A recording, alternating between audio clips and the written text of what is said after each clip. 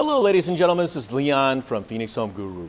I'm going to briefly talk to you about the listing process. Now, I'm not going to get into any details as to how to stage or the emotional or any of that sort of stuff, and that's really where the real art of listing. It's just what to expect when listing your home in the Phoenix metro area, actually in the Arizona area. I cannot speak to the laws in different parts, other parts of the country, but in Phoenix and in a lot of other places it's very similar. The first thing you want to do is find your realtor and interview your realtor. Make sure you have a good one. And I've got a whole series, I've got a whole video on finding a good realtor in your area.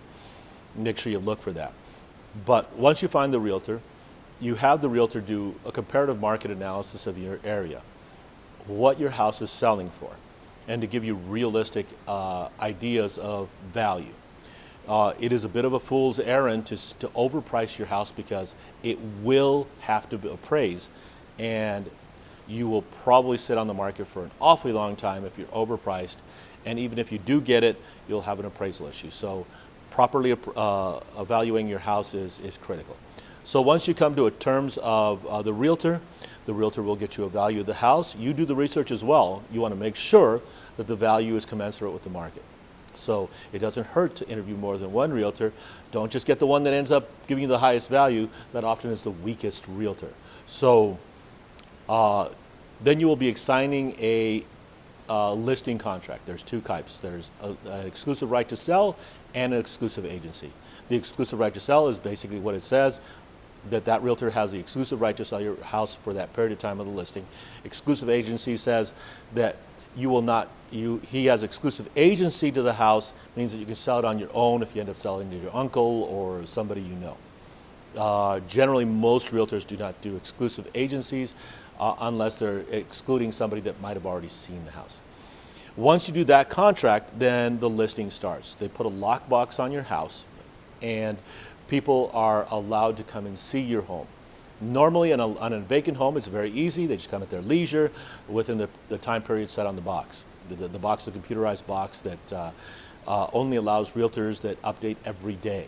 So it's relatively safe. It's very safe, actually.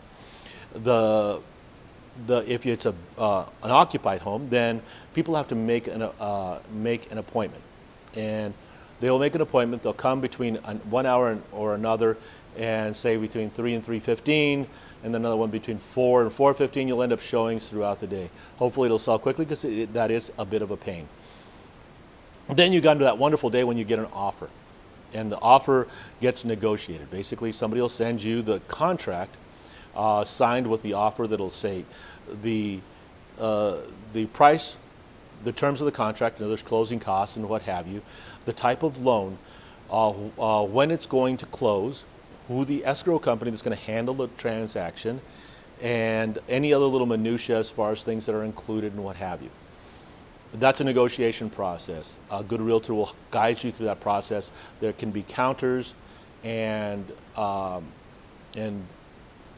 can be counters back and forth. You'll end up coming to a contract, and then the inspection period comes. One thing I did miss from before is that there's usually a seller's property disclosure statement.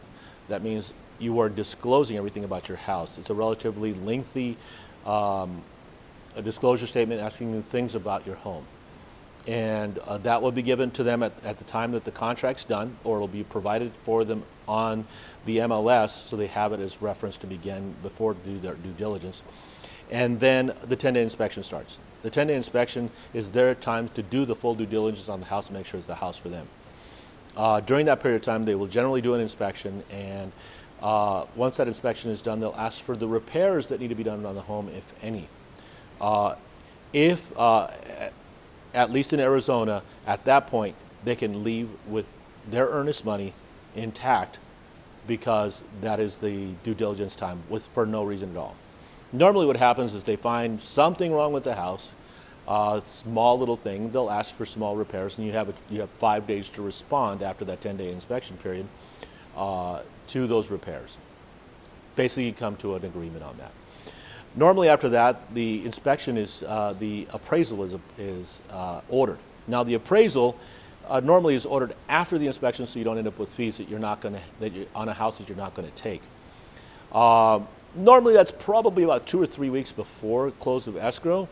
So they'll come in, they'll look at the house, they'll value it, and then if it comes in above value, you're not going to change the price. You're not allowed to. But if it comes between below value, then there's some negotiations and some decisions to be made.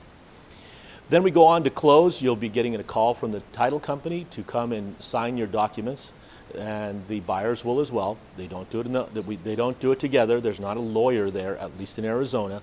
So it's done separately.